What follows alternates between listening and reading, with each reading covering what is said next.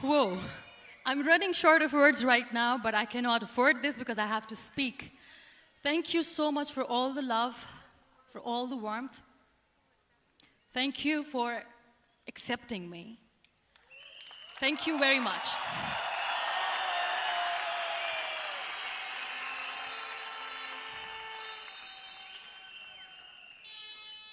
Well, I always start my talk with a disclaimer. And that disclaimer is that I've never claimed to be a motivational speaker. Yes, I do speak, but I feel more like a storyteller because wherever I go, I share a story with everyone. Well, it is a story of a woman whose perfectly imperfect life made her who and what she is today. It's the story of a woman who, in pursuit of her dreams and aspirations, made other people realize that if you think that your life is hard and you're giving up on that because you think your life is unfair, think again. Because when you think that way, you are being unfair to your own self. It's the story of a woman who made people realize that sometimes problems are not too big. We are too small because we cannot handle them.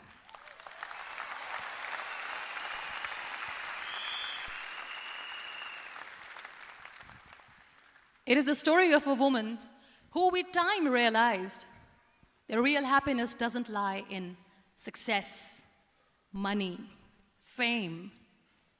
It lies within. Real happiness lies in gratitude. So I am here, and I'm going to share the story of that woman. That is my story. The story of gratitude.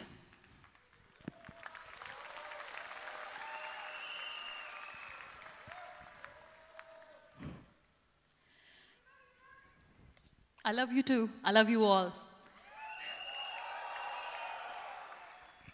I believe in the power of words. Many people speak before they think. But I know the value of words. The words can make you, break you, they can heal your soul, they can damage you forever. So I always try to use the positive words in my life wherever I go. They call it adversity, I call it opportunity. They call it weakness, I call it strength. They call me disabled, I call myself differently abled. They see my disability. They see my disability, I see my ability. There are some incidents that happen in your life, and those incidents are so strong that they change your DNA. Those incidents or accidents are so strong that they break you physically. They deform your body, but they transform your soul.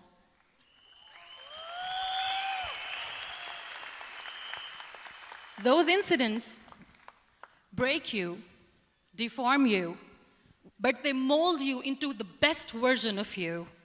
And the same thing happened to me. And I'm going to share what exactly happened to me. I was 18 years old when I got married. And this thing I'm sharing for the very first time on an international level. I was 18 years old when I got married. I belonged to a very conservative family, a Baloch family, where good daughters never say no to their parents. My father wanted me to get married. And all I said was, if that makes you happy, I'll say yes. And of course, it was never a happy marriage. Just about after 2 years of getting married, about 9 years ago, I met a car accident. Somehow my husband fell asleep and the car fell in the ditch. He managed to jump out, saved himself. I'm happy for him. But I stayed inside the car and I sustained a lot of injuries. The list is a bit long. Don't get scared. I'm perfectly fine now. Radius ulna of my right arm were fractured. The wrist was fractured. Shoulder bone and collarbone were fractured. My whole rib cage got fractured. And because of the rib cage injury, lungs and liver were badly injured. I couldn't breathe. I lost urinary bowel control. That's why I have to wear the bag wherever I go. But that injury that changed me and my life completely as a person and my perception towards living my life was the spine injury. 3 vertebrae of my backbone were completely crushed, and I got paralyzed for the rest of my life. So this accident took place in a far-flung area in the outskirts of a very small province, Balochistan, where there was no first aid, no hospital, no ambulance. I was in the middle of nowhere in that toppled car. Many people came to rescue. They gave me CPR. They dragged me out of the car. And while they were dragging me out, I got the complete transection of my spinal cord. And now there was this debate going on. Should we keep it here? She's going to die. Where should we go? There is no ambulance. There was this 4-wheeler Jeep standing in the corner of the street. They said, put her in the back of the Jeep and take her to the hospital, which is 3 hours away from this place. And I still remember that bumpy ride. I was all broken. They threw me at the back of the Jeep and they rushed me to the hospital. That is where I realized that my half body was fractured and half was paralyzed. I finally ended up in a hospital where I stayed for 2.5 months. I underwent multiple surgeries. Doctors have put a lot of titanium in my arm. There's a lot of titanium at my back to fix my back. That's why people in Pakistan call me the Iron Lady of Pakistan.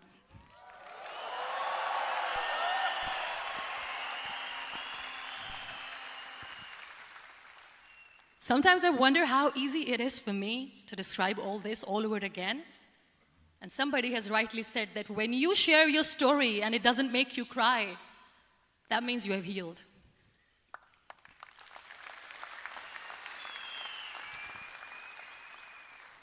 Those 2.5 months in the hospital were dreadful. I will not make up stories just to inspire you. I was at the verge of despair. One day, doctor came to me and he said, well, I heard that you wanted to be an artist, but you ended up being a housewife. I have a bad news for you. You won't be able to paint again because your wrist and your arm are so deformed, you won't be able to hold a pen again. And I stayed quiet. Next day, doctor came to me and said, your spine injury is so bad, you won't be able to walk again. I took a deep breath and I said, it's all right. The very next day, doctor came to me and said, because of your spine injury and the fixation that you have in your back, you won't be able to give birth to a child again. That day, I was devastated. I still remember, I asked my mother, why me? And that is where I started to question my existence. Why am I even alive? What's the point of living? I cannot walk, I cannot paint, fine. I cannot be a mother.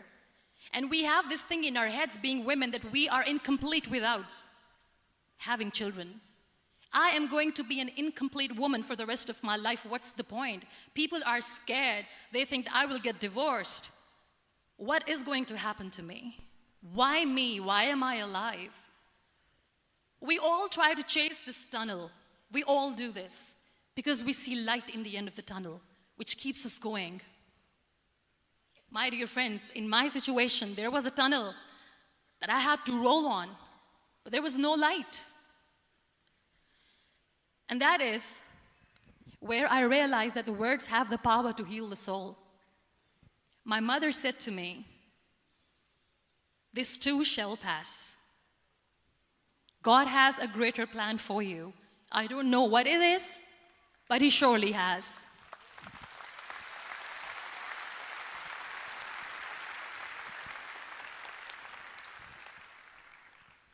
And in all that distress and grief, somehow or the other, those words were so magical that they kept me going. I was trying to put that smile on my face all the time, was hiding. It was so hard to hide the pain, which was there. But all I knew was that if I will give up, my mother and my brothers will give up too. I cannot see them crying with me.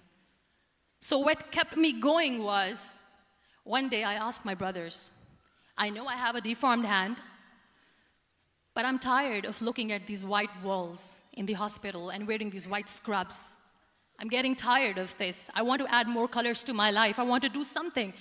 Bring me some colors. Bring me some small canvas. I want to paint. So the very first painting I made was on my deathbed, where I painted for the very first time. It was not just an art piece or just my passion. It was my therapy. What an amazing therapy it was. Without uttering a single word, I could paint my heart out. I could share my story. People used to come and say, what lovely painting, so much color. Nobody could see the grief in it. Only I could. So that's how I spent 2.5 months in my hospital, crying, never complaining or whining, but painting. And then I was discharged, and I went back home. And I went back home, and I realized that I have developed a lot of pressure ulcers on my back and on my hip bone. I was unable to sit. There were a lot of infections in my body, a lot of allergies. So doctors wanted me to lie down on the bed straight for not 6 months, for not 1 year, for 2 years. I was bedridden, confined in that one room, looking outside the window, listening to the birds chirping, and thinking maybe there will be a time when we'll be going out with the family and enjoying the nature. That was the time where I realized how lucky people are, but they don't realize.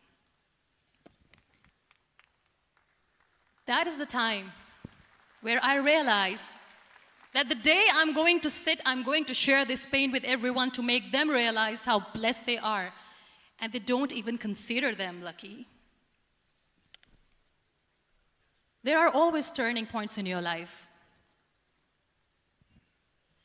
There was a rebirth day that I celebrated. After 2 years and 2.5 months, when I was able to sit on a wheelchair, that was the day when I had the rebirth.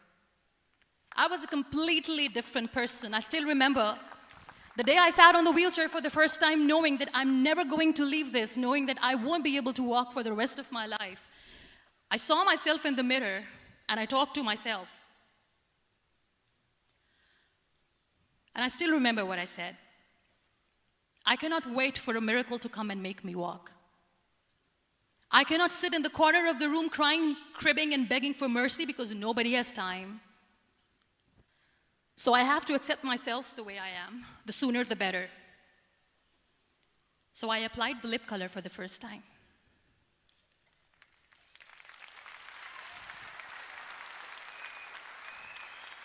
And I erased it. And I cried. And I said, what am I doing? A person on a wheelchair should not do this. What will people say? Clean it up. Put it again. This time I put it for myself. Because I wanted to feel perfect from within.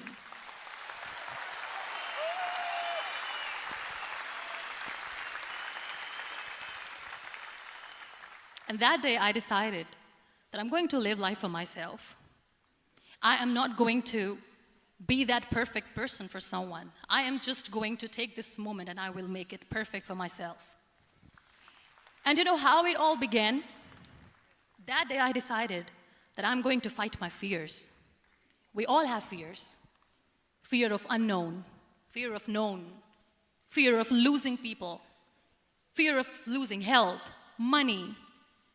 We want to excel in career, we want to become famous, we want to get money. We are scared all the time. So I wrote down one by one all those fears. And I decided that I'm going to overcome these fears one at a time. You know what was my biggest fear? Divorce. I couldn't stand this word. I was trying to cling on to this person who didn't want me anymore, but I said no. I have to make it work. But the day I decided that this is nothing but my fear, I liberated myself by setting him free. And I made myself emotionally so strong that the day I got the news that he's getting married, I sent him a text that I'm so happy for you and I wish you all the best. And he knows that I pray for him today.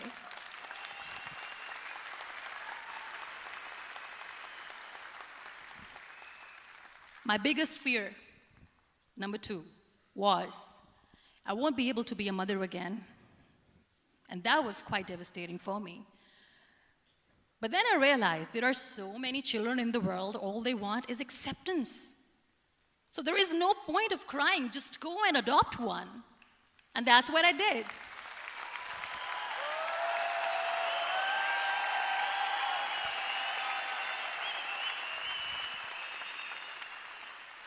I gave my name in different organizations, different orphanages. I didn't mention that I'm on a wheelchair, dying to have a child.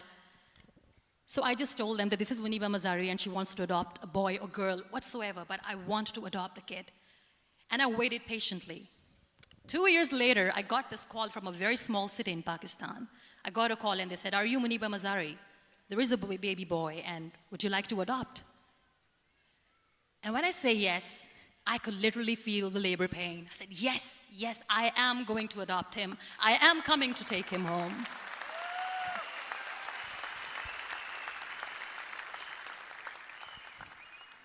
And when I reached there, the man was sitting and he was looking at me from head to toe.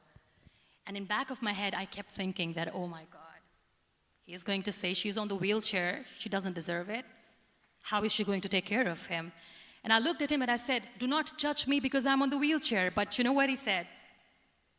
He said, "I know you will be the best mother of this child. You both are lucky to have each other."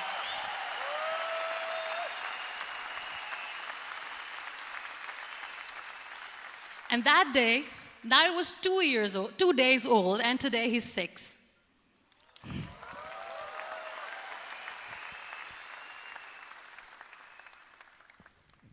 You'll be surprised to know another bigger fear that I had in me. It was facing people. I used to hide myself from people. When I was on bed for 2 years, I used to keep the door closed. I used to pretend that I'm not going to meet anyone, tell them that I'm sleeping. You know why? Because I couldn't stand that sympathy that they had for me. They used to treat me like a patient. When I used to smile, they used to look at me and say that, "You're smiling, are you okay?" I was tired of this question being asked, "Are you sick?" Well, a lady yesterday at the airport asked me, "Are you sick?" And I said, "Well, besides the spinal cord injury, I'm fine, I guess."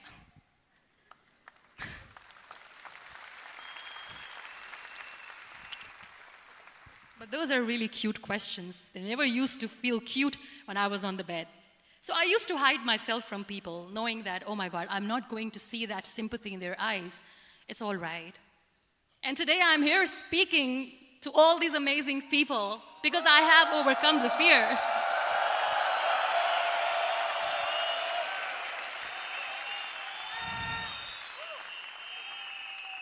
You know, when you end up being on the wheelchair, what's the most painful thing? That's another fear that people on the wheelchair or the people who are differently abled have in their hearts, but they never share. I'll share that with you. The lack of acceptance. People think that they will not be accepted by the people because we, in the world of perfect people, are imperfects.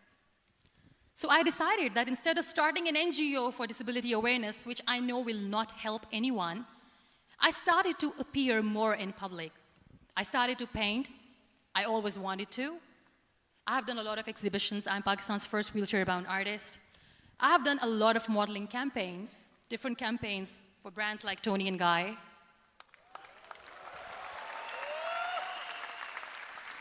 I have done some really funny, breaking the barriers kind of modeling.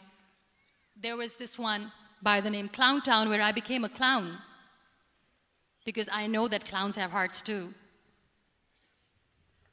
And then I also decided that if I really want to make the difference, I am not going to let people use me for their polio campaigns where they will make you a victim and an emblem of misery and mercy and will say that, you know what, give polio drops to your children or they'll become like this girl. I decided that I'm going to join the national TV of Pakistan as an anchor person. And I've been doing a lot of shows for the last 3 years.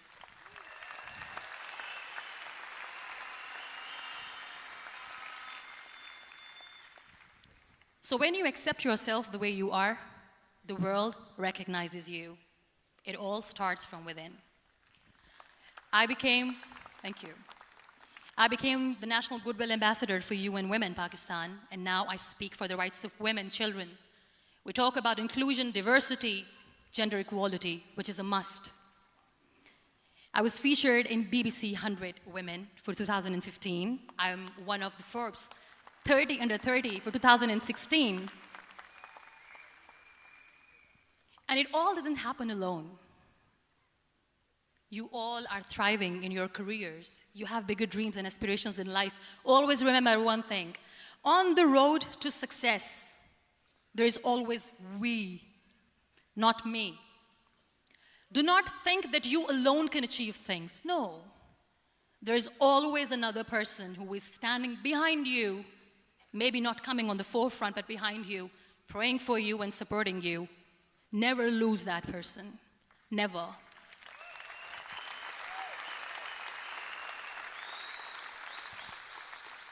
No matter how much I say that I couldn't find a hero, so I became one, I still want to recognize those 3 people in my life who literally changed my life completely, and I get inspiration from them every single day.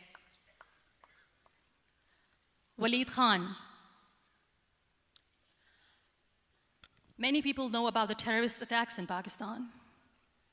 We have lost many people.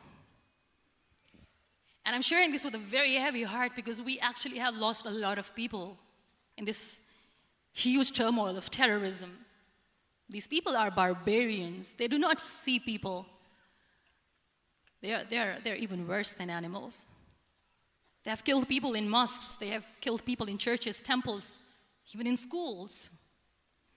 There was this terrorist attack in Army Public School, Peshawar, where these terrorists entered in an examination hall and they killed our children.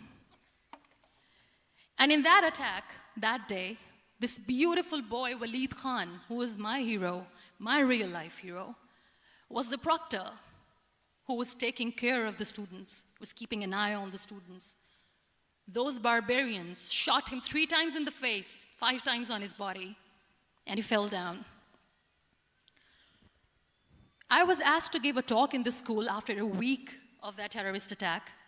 With a very heavy heart, I went there and I spoke. We sang a few national songs. I thought that maybe I've done my part, but deep inside, it was killing me.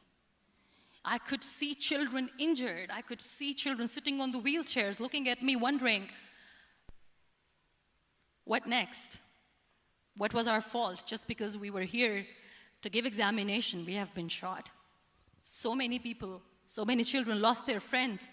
Their classrooms were empty. The next day they went to the classroom. So this kid, Waleed Khan, I was asked that he is in a hospital right now, and you have to go and see him and motivate him and tell him that it's going to be okay. And when I saw Waleed Khan coming on the wheelchair for the first time in front of me, face was all deformed. His leg was fractured, his arm was fractured. He couldn't talk, he lost his teeth. He cannot sneeze, he cannot smell. He cannot eat. And I kept thinking, what should I say? That everything is going to be all right? No, nothing is all right. And while I was juggling with the words, what to say, what not to say, this beautiful child, Waleed Khan, came to me and he said, "Are you Muniba Mazari?" I said, "Yes." He said, "Baji, let's take a selfie."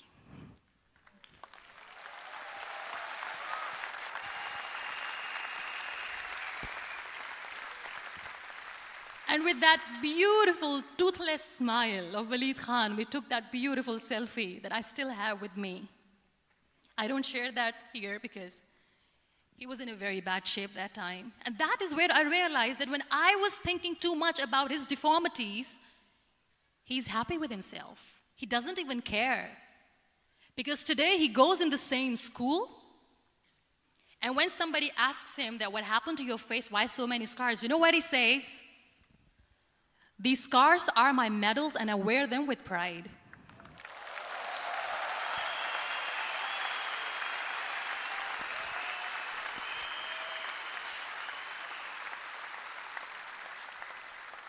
And how beautifully he says the terrorists wanted me not to study. I am going to study. I will become a doctor one day. And this is my way of taking revenge from those terrorists. Another real-life hero, of course, my son. His name is Nile, N-I-L-E, River Nile. I learned so much from this kid. The first and foremost thing is patience. How to be patient when you know that your mother cannot walk, when you know that your mother is different from the other women, when you know that your mother cannot go out and play with you, how to stay calm. He loves football. And when we got the very first football, he was 4 years old. He was super excited. I still remember he came in the room and he said, "Mom, let's play football." And he kept the ball in my feet. And he said, "Let's kick it." And that day I felt disabled. I said, "I cannot kick the ball." And I was down with the same face. He looked at me and he said, "Well, that's all right. Your legs are not working, but your hands do. Let's play catch the ball."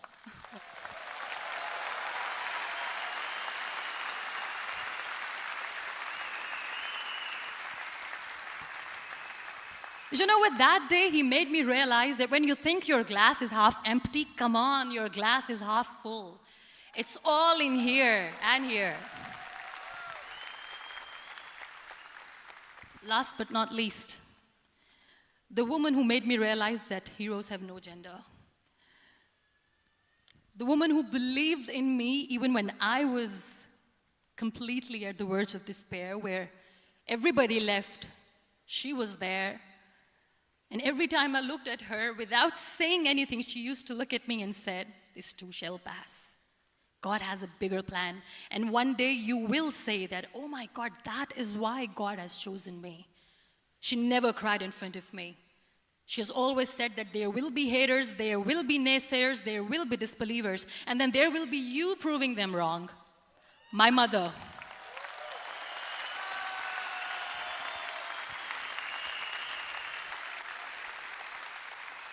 Whatever I am today, I'm nothing without her.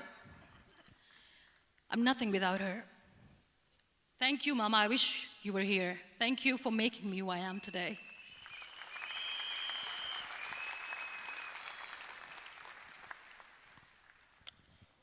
You know what? We human beings have a problem. Out of many problems, there is one more, and this is a self-created one. We always expect ease from life. We have this amazing fantasy about life. This is how things should work. This is my plan. It should go as per my plan. If that doesn't happen, we give up. So my dear friends, let me tell you one thing. I never wanted to be on the wheelchair.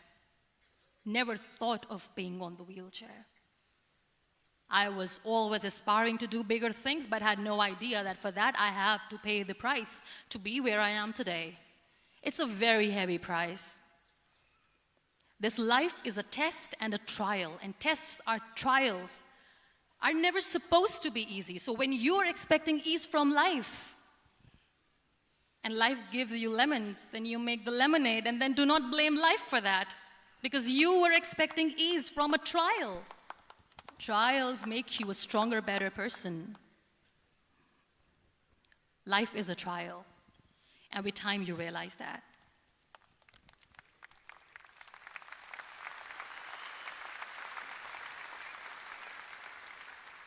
It is okay to be scared. It is okay to cry. Everything is okay, but giving up should not be an option. They always say that failure is not an option. Failure should be an option, because when you fail, you get up, and then you fail, and then you get up, and that keeps you going. That's how humans are strong.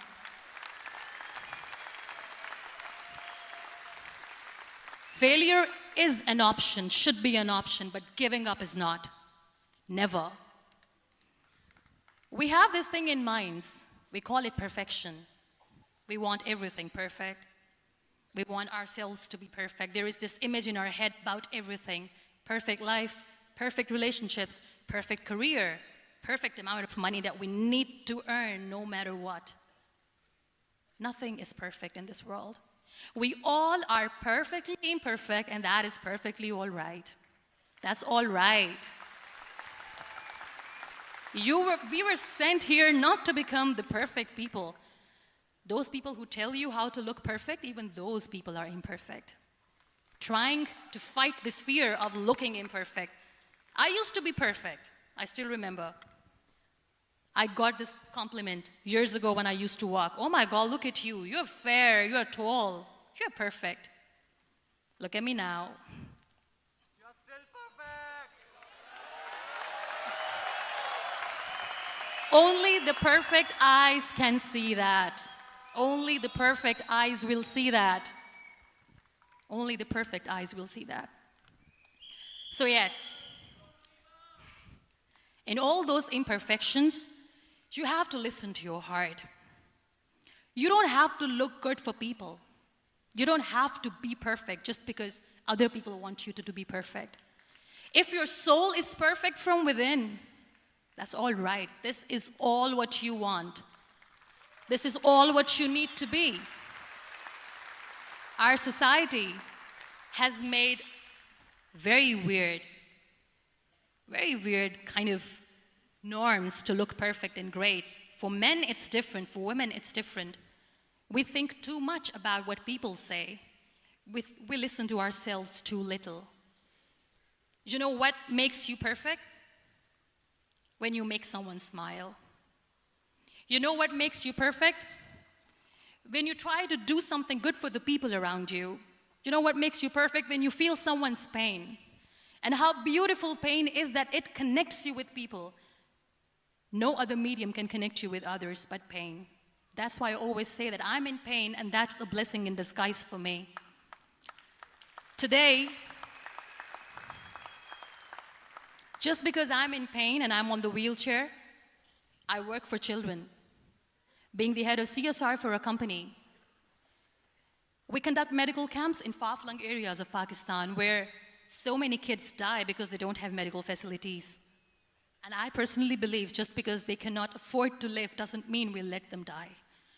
So we give them money, we give them medical treatment, we try to heal their wounds, physical and emotional.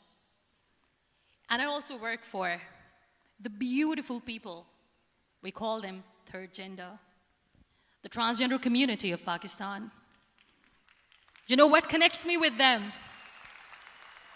All my imperfections. When I go and I hug them, they never judge me. And this very good friend of mine, her name is Bijli. Bijli means electricity. She calls herself electricity. And I said, are you electricity? She says, no, I'm lightning. I'm as strong as lightning. Because we have very bad power outage, so she doesn't want me to call her electricity. So she says, I am very strong. I'm thunder, I'm lightning. She came to me, and the first time I hugged her, she said, you are just like me. And I said, yes, I am like you.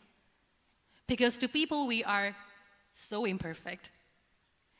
So how beautiful these imperfections are, that because of these imperfections, you can connect with people. Then why are we all running after being perfect? What's the point?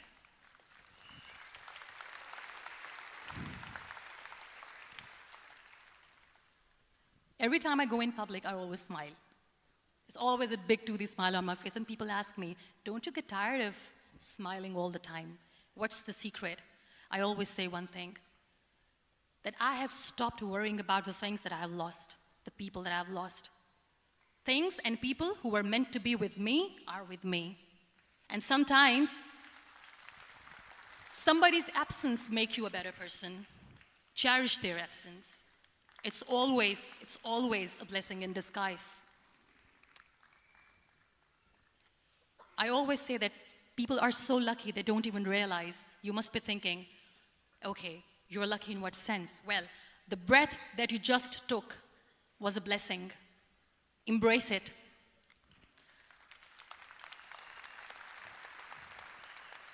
There are so many people in the world who are dreaming to live a life that you are living right now. You have no idea. Embrace each and every breath that you are taking. Celebrate your life. Live it. Don't die before your death. We all die.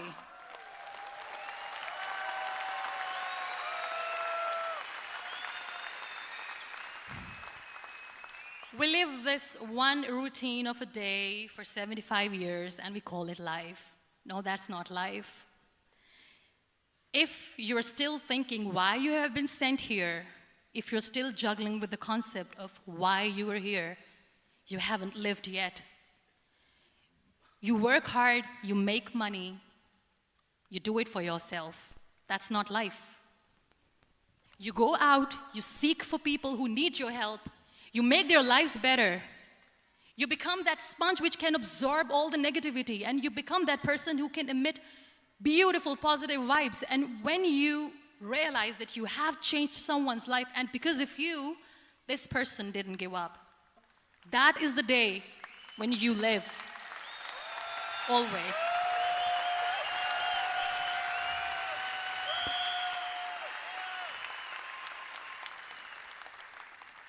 We were talking about gratitude, why I smile all the time.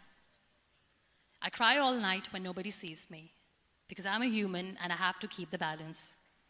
And I smile all day because I know that if I will smile, I can make people smile. That keeps me going.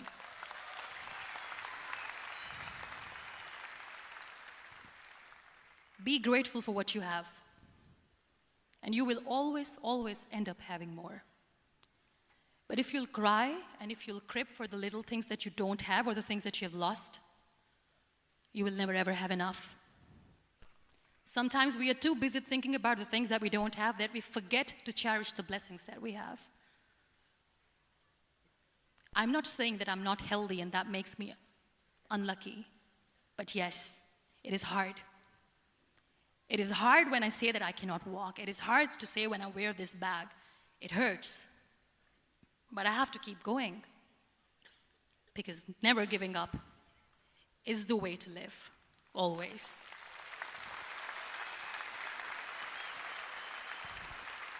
So I'll end my talk on a very short note. Live your life fully. Accept yourself the way you are. Be kind to yourself.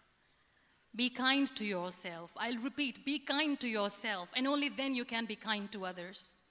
Love yourself and spread that love. Life will be hard. There will be turmoils, there will be trials, but that will only make you stronger. Never give up. The real happiness doesn't lie in money or success or fame. I have this all, I never wanted this. Real happiness lies in gratitude. So be grateful, be alive, and live every moment. Thank you so much, everyone. Thank you.